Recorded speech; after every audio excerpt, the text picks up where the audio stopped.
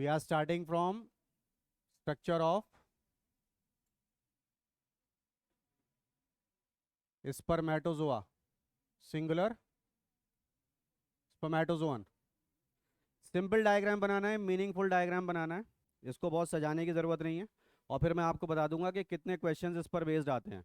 ठीक है, 5 मैंने आपको बोले थे। इसको आगे पढ़ने से पहले एक सेंटेंस कंप्लीट कर दीजिए क्लास 11 का।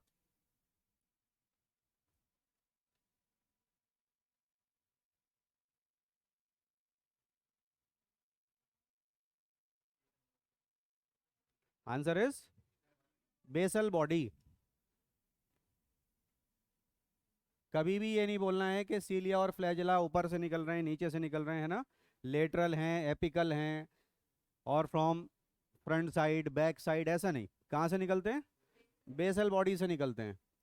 इस बेसल बॉडी को एनिमल्स में क्या बोलते हैं? सेंट्रियोल। और ये हमने पढ़ा हुआ है cell structure chapter class 11। Centriole is basal body.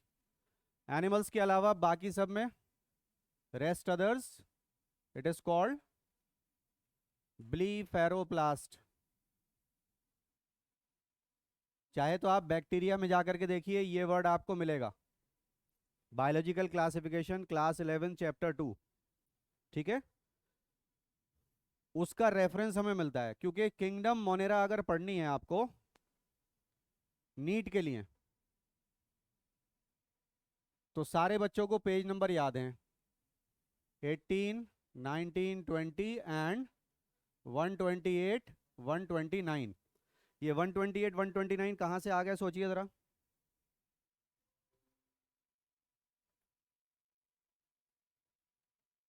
Chapter 8 से आ गए, सेल स्ट्रक्चर से, है ना। तो वहां पर भी प्रोकैरियोटिक सेल में लिखा हुआ है। तो पेज 129 पर हमको ये वर्ड मिलता है, बेसल बॉडी। बैक्टीरिया का जो फ्लैजेला है वो बेसल बॉडी से निकल रहा है। उन्होंने वहां पर ये नाम नहीं दिया, क्योंकि आप ये और ये ना बोलें, खाली ये बोल दें, ये तो कॉमन टर्म है ना। Basal body is a common term.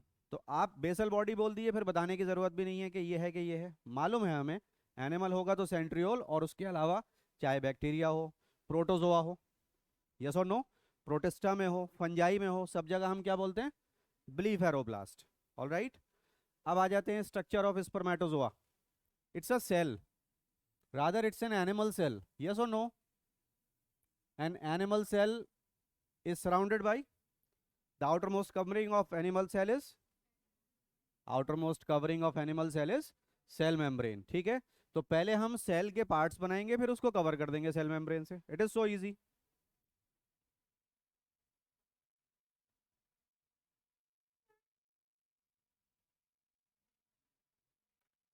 This is the nucleus and this is what? Nuclear membrane. Nucleus is surrounded by nuclear membrane. Nuclear membrane is the outermost covering of nucleus.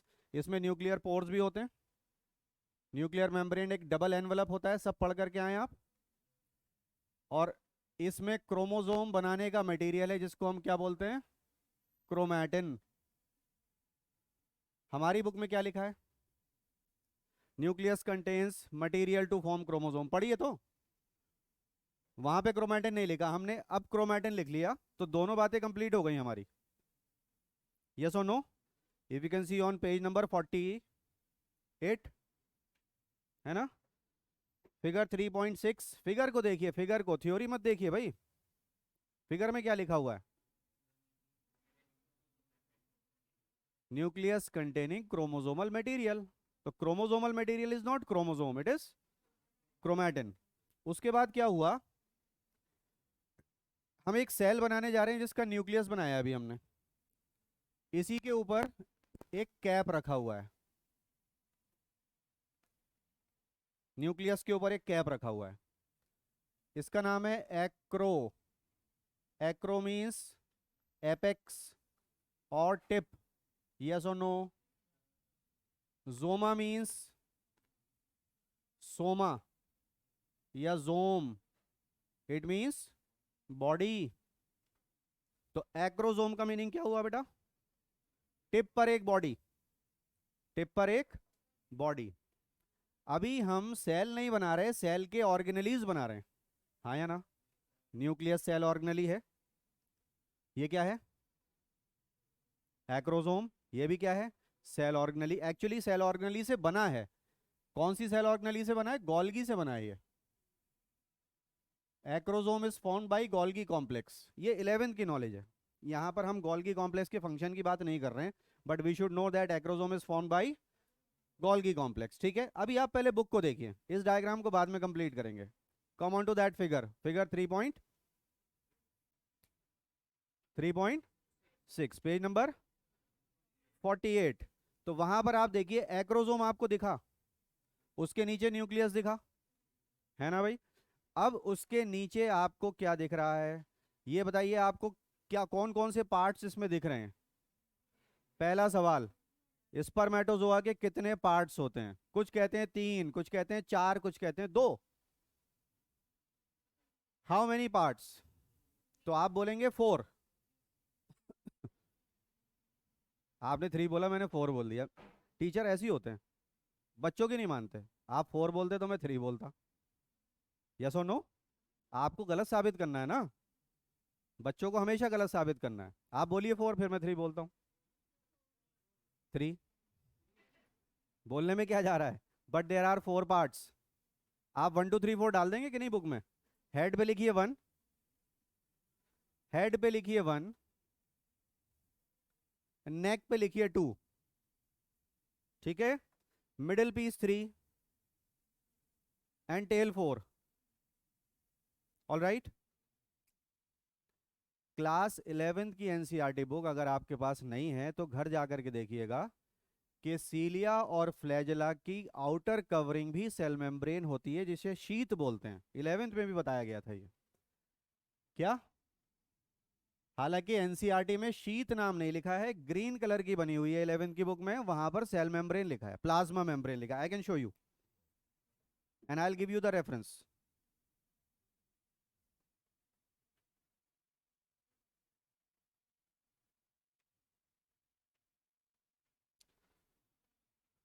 It's on 137। ये देखिए, ये वाला diagram. तो ये जो green boundary है ना,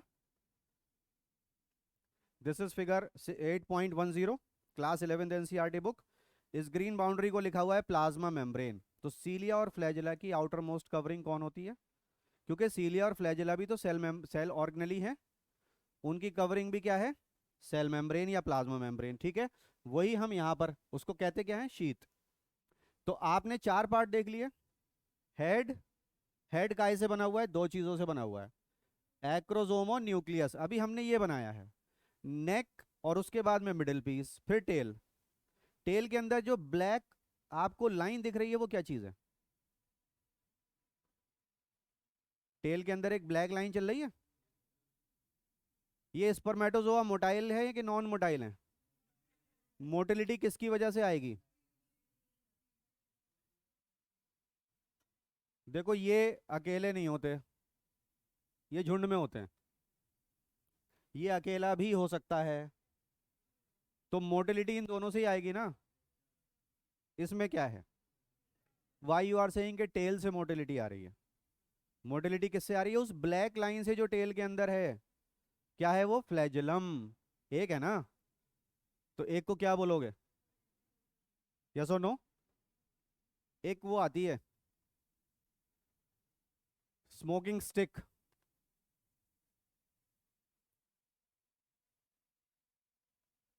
company का नाम ये है बेटा,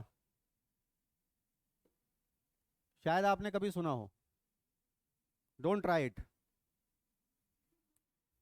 just see it but don't use it, okay? It's not good for health. उस पर लिखा भी होता है। यस और नो? तो कंपनी का क्या नाम है? जी।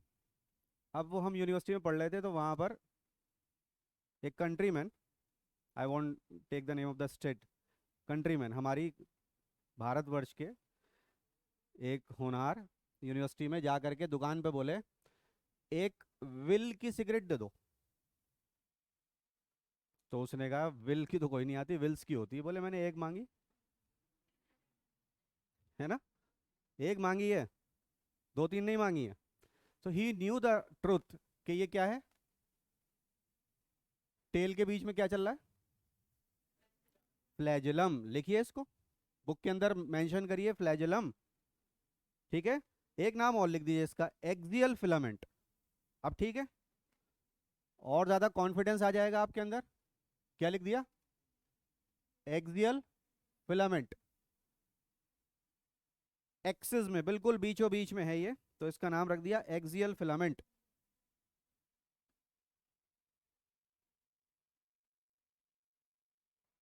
ठीक है,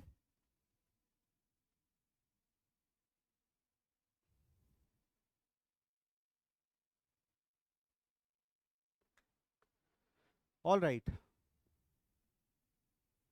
बस मुझे ये बताइए, ये जो फ्लैजेलम है ये कहाँ से निकल रहा है?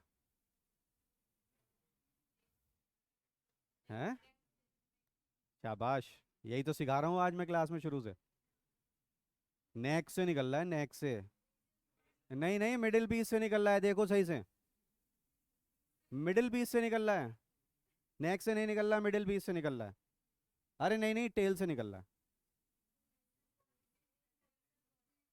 आप लोगों से ये बताया गया कि देखो ये थैली है मेरे पास, इसमें अंडे हैं, अगर तुम बता दो इसमें क्या है तो 500 रुपये इनाम मिलेंगे। आप कह रहे हिंट दो, तब बताएंगे। क्या बताया शुरू से क्लास में, सीलिया और फ्लैजिला के लिए कभी मत बोलो कि आगे से निकल रहे हैं कि पीछे से निकल रहे हैं या ऊपर से निकल रहे हैं या दाएं से निकल रहे हैं या बाएं से निकल रहे हैं। आपको बिना देखे आंसर देना था क्या? जी, दिख रही है बेसल बॉडी आपको बुक में? है, दिख रही है? अच्छा फिर से देखो, दिखेगी। अब मैंने बोल दिया, अब दिखेगी। सफेद सफेद गोल गोल छोटी सी, नेक में है, दो हैं दो, एक आपको दिख रही है, एक नहीं दिख रही है। ठीक है, ये लो, एक और एक दो। ठीक है, क्या है ये? जो आगे होगा उसको बोलेंगे प्रॉक्सिमल सेंट्रियोल। क्या बोलेंगे? प्रॉक्सिमल माने आगे, प्रॉक्सिमल सेंट्रियोल। और जो पीछे होगा उसका नाम हो जाएगा, शाबाश, डिस्टल सेंट्रियोल। अब यहां से क्या निकालना है? ये देखो, ये चला, ये जुड़ गए आपस में, और ये चला ऐसे करके, एक्सियल फिलामेंट। क्या चला? एक्सियल फिलामेंट, जिसको आप फ्लैजेलम बोल रहे हैं।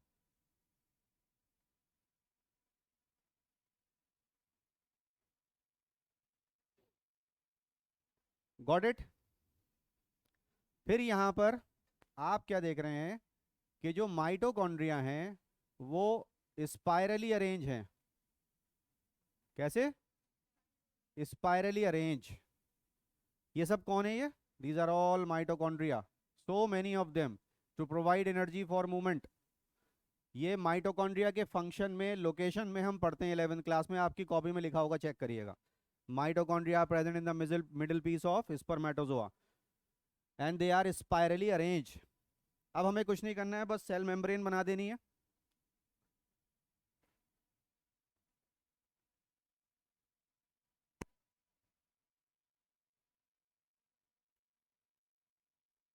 और अगर आप बुक को गौर से देखेंगे तो आपको ऐसा लगेगा कि सेल मेम्ब्रेन को मिडिल पीस के बाद खत्म कर दिया, हालांकि ऐसा नहीं है।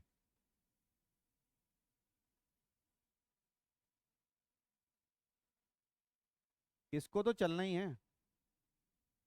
It has to be present all around the flagellum, almost at the tip, बस टिप पे जाकर के ये खत्म हो रही है, हल्का सा उसकी टिप बाहर निकली हुई है, as according to the book.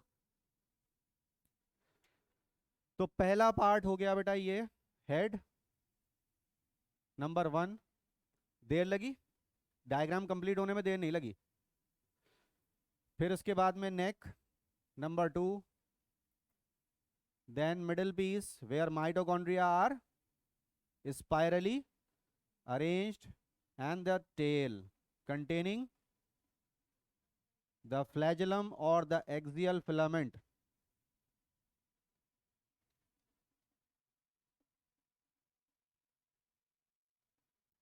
और यहां आप लिख देंगे माइटोकॉन्ड्रिया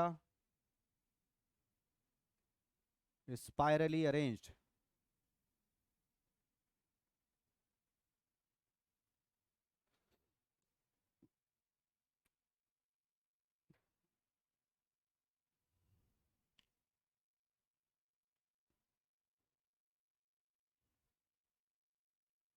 हम सेल मेम्ब्रेन खत्म नहीं कर सकते सीलिया फ्लैजेला के ऊपर से, हाँ या ना?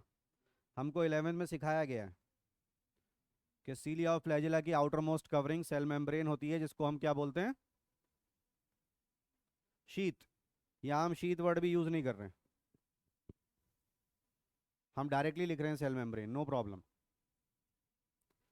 अरे इस डायग्राम में तो ग्रीन वाली को लेबल ही नहीं करा हमने. कर दें? क्या लिखा है बुक में? Plasma membrane. क्यों सेल मेम्ब्रेन क्यों नहीं? अलग अलग लोगों ने अलग अलग नाम दे रखे हैं. आप सेल मेम्ब्रेन बोलिए या प्लाज्मा मेम्ब्रेन बोलिए, कोई फर्क नहीं पड़ता. प्लाज्मा लेमा भी लिख सकते हैं. लेमा का मतलब भी शीत, एनवलप. LEMMA, lemma.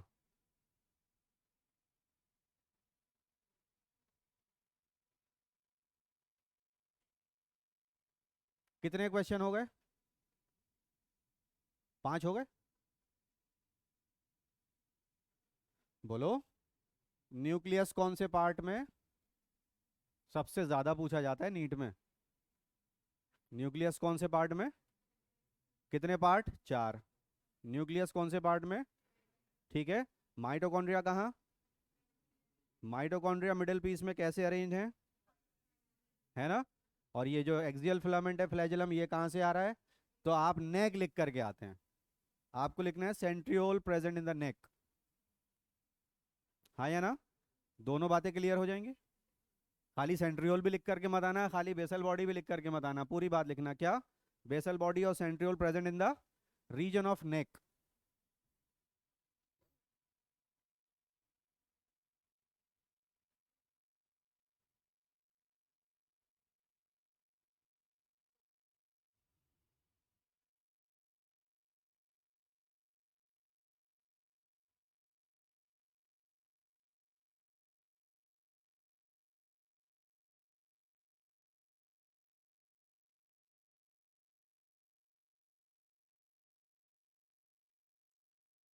थोड़ा सा मिडिल पीस को ना हैवी, ये हैवी लग रहा है मुझे, इसको थोड़ा लाइट कर देते हैं. It should be lighter than head.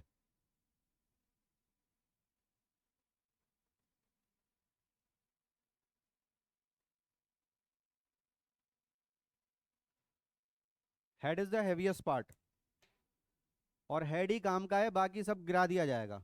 Everything will be shed once it reaches the female gamete. You will see that also.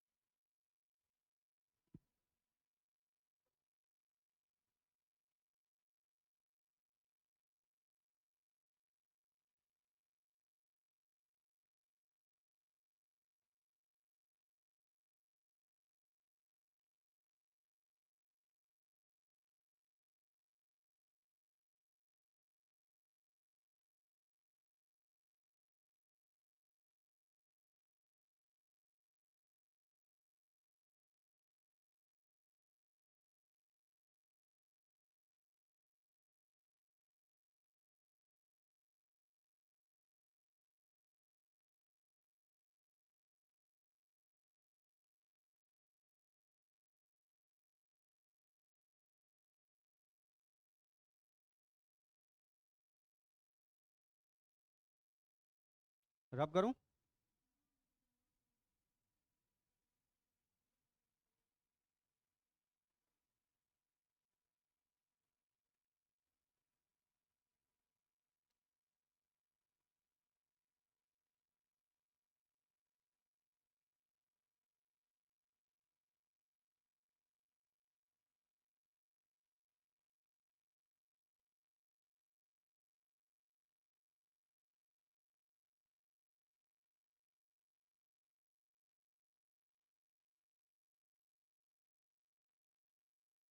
सारे पॉइंट्स लिख लिए, डायग्राम बनाने में रह गए? Nucleus is present in head, acrosome is present over the nucleus in the head region. ठीक है। Acrosome किसने बनाए? गोल्गी कॉम्प्लेक्स से। और एक्रोसोम बहुत काम की चीज है ये। इससे रिलीज होते हैं बेटा एक्रोसोमल एंजाइम्स, जिनको फर्टिलाइजेंस भी कहा जाता है। No need of remembering this name, but आप ऐसे तो याद रख सकते हैं ना कि एक्रोसोम में जो एंजाइम रिलीज हो रहे हैं वो फर्टिलाइजेशन में हेल्प करेंगे। इतना तो याद रखेंगे। यस और no? Fertilisation, you know, fusion of male and female gamete up to the formation of zygote, जितने भी प्रोसेस या इवेंट्स हैं वो सब फर्टिलाइजेशन में काउंट होते हैं। तो ये जो एंजाइम एक्रोसोम से निकलेंगे, इनके मैं नाम आपको बताने जा रहा हूँ। आपको इनके नाम याद रखने की कोई ज़रूरत नहीं है, आपको इनके फंक्शन भी याद करने की कोई ज़रूरत नहीं है। ये अपने आप आपको अपने फंक्शन और अपने नाम याद करा देंगे। क्या समझे? आज जो नाम आप लिखेंगे बस लिख लेना, ऑटोमेटिकली इस चैप्टर में आप आगे बढ़ेंगे तो ऑटोमेटिकली ये नाम भी याद हो जाएंगे और आपको इनके फंक्शन भी याद हो जाएंगे। आपसे मैं कह ही नहीं रहा कि आप याद करना, ना नाम ना फंक्शन, कोई ज़रूरत नहीं है, बट नाम लिख लीजिए खाली। तीन बहुत खास हैं acrosomal enzymes which are required for fertilisation. ये पार्ट रब कर दूं? कर लिया कि नहीं?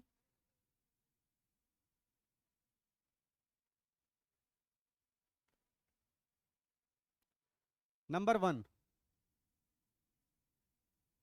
ये क्या लिख दिया? इतना डेंजरस नेम क्यों लिख रहे हैं? इसका मीनिंग होता है क्राउन। Corona means crown. लिखिए मीनिंग, कोरोना का मीनिंग होता है क्राउन।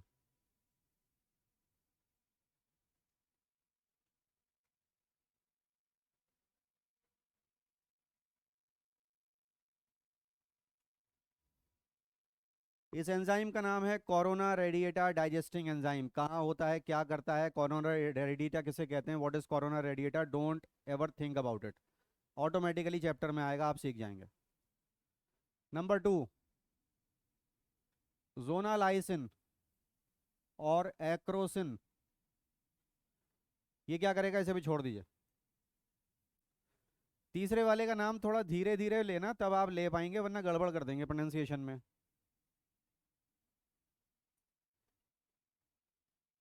कैसे पढ़ेंगे? इट्स हायालुरोनिडेज, आराम से,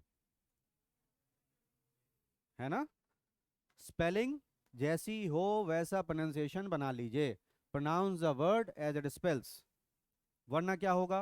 ट्वेल्थ पास कर जाएंगे, है ना भाई? और ई कोलाई में ई की स्पेलिंग नहीं आती हमें। बैक्टीरिया है ई कोलाई, तो ई का क्या है? What is the word? Spelling लिख के देखिए अपनी कॉपी में सही लिख रहे हैं कि नहीं, फिर बाद में मैं सही लिख दूंगा, चेक कर लेना आपने सही लिखी कि नहीं। कुछ लोग कहते हैं इशीरिया कोलाई, इशीरिया कोलाई कहते हैं, इशीरिया कोलाई बैक्टीरिया है, ई कोलाई। ज्यादातर एक्सपेरिमेंट इस पे मिलेंगे आपको ट्वेल्थ क्लास में, बहुत मिलेंगे अभी। हर एक्सपेरिमेंट ई कोलाई है, ई कोलाई, ई कोलाई खूब आएगा नाम। कोलाई क्यों कह रहे हैं? क्योंकि हमारे कोलोन में है, हमारे पास है ये, we have it. Alimentary canal हमारा, उसकी लार्ज इंटेस्टाइन, उसका सबसे बड़ा पार्ट कोलोन। कोलोन में जितने भी रहते हैं ना, जितने भी इनहेबिटेंट्स हैं कोलोन के, उनको बोलते हैं COLIFORM, कोलाई फॉर्म। कोलोन में रहते हैं ये फॉर्म्स, इसीलिए इनका नाम है। ये हमारा इंटेस्टाइनल फ्लोरा है। Bacteria are close to plants. जब कभी भी हमें गैस्ट्रिक इन्फेक्शन होता है, इंटेस्टाइनल इन्फेक्शन होता है, तो डॉक्टर्स हमको प्री प्रोबायोटिक्स देते हैं। कुछ ऐसे सैशे, कुछ ऐसे कैप्सूल्स देते हैं जिसमें बैक्टीरिया होते हैं। वो क्या कहते हैं कि इससे तुम्हारा इंटेस्टाइनल फ्लोरा सही हो जाएगा, वो बिगड़ गया है क्योंकि आपने एंटीबायोटिक्स भी खाए, उससे ही मर गए वो। तो प्रॉब्लम होती है, डाइजेस्टिव कॉम्प्लिकेशंस होते हैं, इसलिए ये दिए जाते हैं प्री प्रोबायोटिक्स। तो एक का नाम तो हम जानते हैं, बट व्हेन यू, अगर आप गैस्ट्रोलॉजिस्ट बन गए, DM इन गैस्ट्रोलॉजी, MBBS MS DM, है ना, या MDDM। तो पता चलेगा आपको कि अरे हम ई कोलाई एक पढ़ते थे, यहाँ तो पता नहीं कितने सारे हैं। एक मार्केट में कैप्सूल आता है, उसका नाम है वाइबैक्ट, प्री प्रोबायोटिक है। वाइबैक्ट कितना बढ़िया नाम है। Vital bacteria, essential bacteria, doctor लिखते हैं इसे खूब, इतना अच्छा नाम रखा है। Vital bacteria, essential bacteria. तो ये हमारे इंटेस्टाइनल फ्लोरा का पार्ट है। आपने स्पेलिंग लिख दी, मैं लिख के दिखा रहा हूँ। It's Escherichia, pronounce the word as it spells. इसमें कहीं टी नहीं है। किस किस की स्पेलिंग में टी आया है ना, हटा दो उसे। Pronounce the word as it spells, Escherichia और Escherichia, whatever you want to say, और इस्करीकिया, है ना। यहाँ पे का बोलेंगे तो यहाँ पे भी का बोलेंगे, यहाँ चा बोलेंगे तो यहाँ भी चा बोलेंगे, डिपेंड्स। ठीक है, प्रोनाउंसिएशन कुछ भी हो, वैसा ही हो जैसी स्पेलिंग है, क्योंकि ये बच्चों के मार्क्स ले जाता है 12th क्लास में। ये बोर्ड की कॉपी में नाम जरूर आता है। ई कोलाई पहली बार में नहीं लिख सकते आप, एब्रीविएशन पहली बार में, ये रूल है नोमेनक्लेचर का। If the name of the genus is repeated, don't write the full name, ये रूल है। लेकिन पहली बार तो पूरा नाम लिखा हो। अब आप पहली बार अपना नाम अपनी कॉपी में लिख रहे हैं, तो आप एच सेपियन लिख करके आ रहे हैं, एच सेपियन। होमोसेपियन पूरा लिखना होगा पहली बार, उसके बाद आप एच सेपियन से काम चला सकते हैं। रूल ऑफ नोमेनक्लेचर सेज पहली बार जीनस का नाम पूरा लिखो, सब्सीक्वेंट टाइम्स में सेम आर्टिकल है, सेम कॉपी है, तो उसमें आप सिर्फ पहला लेटर लिख करके अंडरलाइन कर दीजिए। तो ये पहली बार नहीं होगा, पहली बार तो यही लिखना पड़ेगा, और यही स्पेलिंग मार्क्स खा जाती है बच्चों के। ठीक है, अभी इस चैप्टर में भी, चैप्टर 3 में आप ऐसी दो बातें बताने वाले हैं, हाउ डू आई नो, जो आपको नहीं बतानी चाहिए क्योंकि गलत है। और सब के सब, क्या सब लोग एक ही जगह पर पढ़ाई कर रहे हैं यहाँ के अलावा? यहाँ तो मैंने पढ़ाई नहीं, मैं पूछूंगा दो चीजें, तो सब क्या करेंगे पता है? एक ही बात बोलेंगे सब, और वो गलत होगी। See how much confident I am in you people, है ना। क्या कह रहा हूं मैं? इसी चैप्टर में अभी क्या आने वाला है? एक ऐसा पॉइंट आने वाला है, एक ऐसी जगह आने वाली है जहां पर आपसे कुछ पूछा जाएगा और आप सब उसका सेम आंसर देंगे और वो गलत होगा। मतलब सारे बच्चे एक ही किताब से पढ़ रहे हैं और वो गलत हो रही है। पढ़ने की किताब कौन सी है हमारे लिए? अब आपका पता चलेगा कि आप एनसीईआरटी पढ़ भी रहे हैं कि नहीं पढ़ रहे हैं। तो time will come very soon in this class, in this chapter. चलो आगे बढ़ जाएं। ये 3 नाम लिख लिए, क्या क्या है? कोरोना रेडिएटा डाइजेस्टिंग एंजाइम, जोनालाइसिन और एक्रोसिन एंड हाइलुरोनिडेज। हाइलो का मतलब होता है ग्लास, और ग्लास होता है कलरलेस। हाइलो मींस, हाइलो किसकी?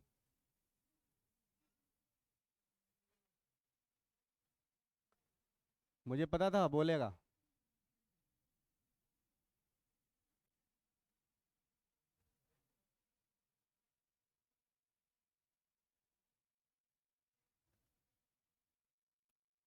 Glass is colourless, you know that. You also know that glass is not something that you use, है ना, in your daily life. You use the products formed from it, नहीं?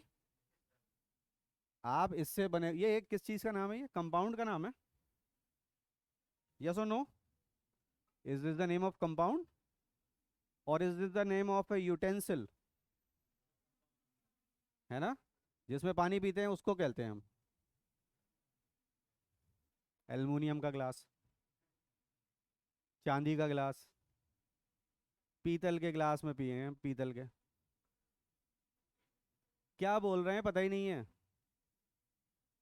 Steel के glass में ले आओ, कहते कि नहीं कहते? और हम समझ भी जाते हैं और लेके भी आते हैं। ये शीशे के ग्लास अलग रख दो मेहमानों के लिए हैं, ये मत निकाला करो। काय के? शीशे के ग्लास। क्या कर रहे हैं हम? और चांदी के ग्लास में कौन पीते हैं? राजा महाराजा। चांदी के ग्लास में।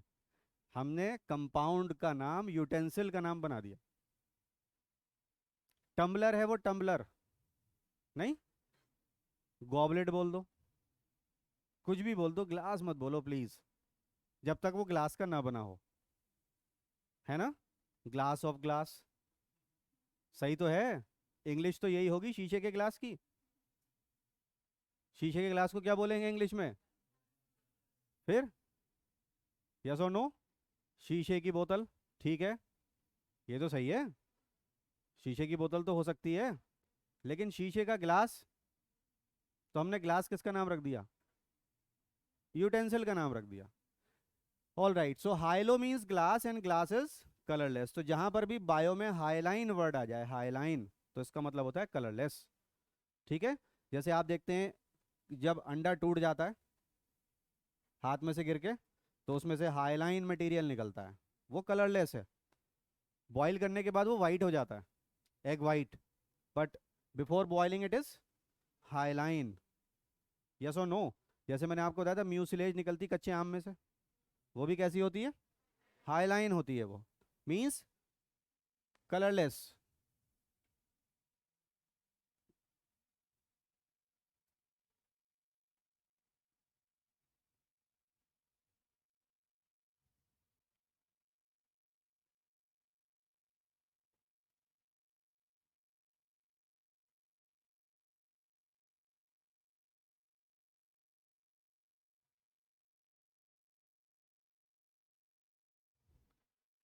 Human female reproductive system, for this you require one full page.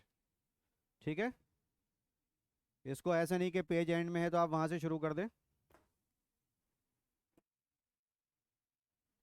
Write down,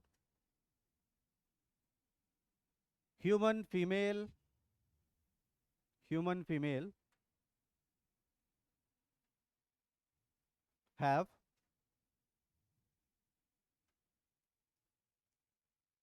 paired ovaries,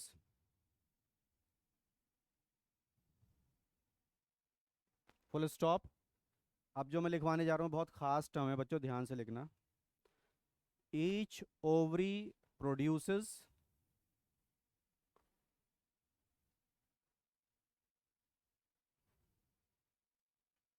one ovum. One ovum के बाद ब्रैकेट में क्वेश्चन मार्क लगा दीजिए, क्योंकि ओवम नाम की कोई चीज ह्यूमन फीमेल में नहीं होती। आपने देख लिया ना, ह्यूमन मेल में स्पर्म नाम की कोई चीज नहीं थी। या तो स्पर्मेटेड था, या स्पर्मेटोजोअन था, या सेकेंडरी स्पर्मेटोसाइट था, या प्राइमरी स्पर्मेटोसाइट था, या स्पर्मेटोगोनियम था। यही तो नाम थे, स्पर्म नाम था ही नहीं वहां पर। ठीक है। तो जब आपने लिखा, क्या लिखा? वन ओवम के बाद क्वेश्चन मार्क, क्योंकि अभी हमें पता नहीं ओवम किसको बोल रहे हैं हम। Each ovary produces one ovum in alternate month, in alternate month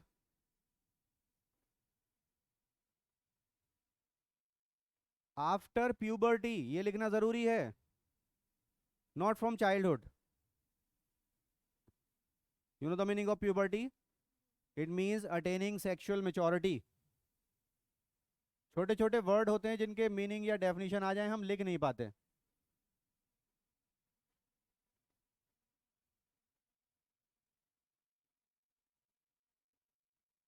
full stop, this means, क्या लिखा आपने? Each ovary produces one ovum in alternate month, है ना। मतलब ऐसे ऐसे है ना, लाइक दिस। पेल्विक रीजन में मेल रिप्रोडक्टिव सिस्टम था, वहीं पर फीमेल रिप्रोडक्टिव सिस्टम है। So if two ovaries are there, Jan Feb March April May June July August September October November and December. ठीक है। लेकिन जो फीमेल सेक्सुअल साइकिल होती है वो लूनर कैलेंडर के हिसाब से चलती है, 28 to 29 days। ठीक है। You know the meaning of that? Lunar calendar, हाँ या ना? और ये जो हम यूज कर रहे हैं ये कौन सा है? आधों को पता ही नहीं, वो पढ़े नहीं यहाँ पर 11th में। ये है हमारा कैलेंडर। कहते हैं ना अंग्रेजी की आज 13 तारीख है, 13 मई। तो अंग्रेजी का मतलब होता है ग्रिगोरियन कैलेंडर। ढूंढ लेना, पढ़ लेना इसे एक बार, ये छोटी मोटी नॉलेज होनी चाहिए हमें। इंग्लिश कैलेंडर नहीं है ये, सोलर कैलेंडर भी नहीं है। अगर वो लूनर है तो ये सोलर हो जाएगा। चांद की आज 10 तारीख है और सूरज की 13 तारीख है। यस और no? Right, it's Gregorian calendar, जिसमें 100 ईयर्स की सेंचुरी होती है ना, 10 साल का डिकेड होता है। And 1 year consist of 365 days, having 57 weeks and what ever, एक हफ्ते में 7 दिन, Monday Tuesday Wednesday like this. ये सब किसका पार्ट है? It's all the part of Gregorian calendar. जब आप, अब तो इनबिल्ट आते हैं ना मोबाइल में, पहले नहीं आते थे, तो पहले ऐप से डाउनलोड करना पड़ता था। कैलेंडर लिखते थे तो उस पर लिखा आता था ग्रिगोरियन कैलेंडर, वहां से बच्चे सीख लेते थे कि अच्छा ये ग्रिगोरियन कैलेंडर है जो हम यूज कर रहे हैं, तब पता चलता था। ऑल राइट, तो आपने क्या लिखा? दिस मीन्स, पहले सेंटेंस लिख लिया ना, एक ओवरी 1 महीना छोड़कर ओवम बनाएगी। अच्छा, आपको पता है साइंटिस्ट जब फेल हो जाते हैं, फेल का मतलब जब उनको रिजल्ट नहीं मिल पाते उनके हिसाब से, तो वो क्या कहते हैं? भाई, there is something super natural that is controlling everything and it might be due to some chemical responses, ऐसा कह के हट जाते हैं। हाँ या ना? स्टिग्मा और उसके पॉलन के बीच में भी उन्होंने यही करा। कोई केमिकल डायलॉग है कि भाई ये कोई सुपर पावर है जो इसे कंट्रोल कर रही है? उन्होंने क्या करा? उन्होंने बहुत सारी, वो एक दो स्टडीज करके तो रिजल्ट आपको देते नहीं है। तो उन्होंने जब ये देखा कि इंसेमिनेशन हुआ, मेल गैमीट रिलीज हुए फीमेल रिप्रोडक्टिव ट्रैक्ट में, तो उसको डाई से स्टेन करके पूरा प्रोसेस स्टडी कर रहे थे वो स्कैनर्स के थ्रू। तो उन्होंने कहा कि स्पर्मेटोजोआ को कैसे पता चला कि हमें लेफ्ट पे जाना है या राइट पे जाना है? दोनों तरफ नहीं जा रहे, जिधर ओवम सीटेड है उधर ही जा रहे हैं। And they are not able to find out the true reason. इतने छोटे मेल गैमीट जो अभी फीमेल रिप्रोडक्टिव ट्रैक्ट की शुरुआत में है, उनको कैसे पता कि हमें दाएं जाना है कि बाएं जाना है, कहाँ ओवम रखा हुआ है? दोनों ओवरीज तो ओवम नहीं बनाती हैं एक बार में। लिखा है आपने, each ovary produces one ovum in alternate month, है ना? अब अगर मैरिड कपल की बात है या वहाँ फ्यूजन हो रहा है, फर्टिलाइजेशन हो रहा है, तो वहाँ कैसे पता मेल गैमीट को हमें किस तरफ जाना है, towards the right hand side और towards the left hand side? तो वो स्टेनिंग, ये सब दिखाया था डिस्कवरी में, बड़ी डिटेल डॉक्यूमेंट्रीज आती हैं ऐसी बहुत अच्छी अच्छी। तो उन्होंने पूरे डाई से स्कैन करके और स्टेन करके सब चेक किया कि देखो इन्हें, तो उन्होंने कहा भाई it may be due to some chemical response. वहां जाकर के वो खत्म कर देते हैं बात। लिखिए, this means each ovary produces,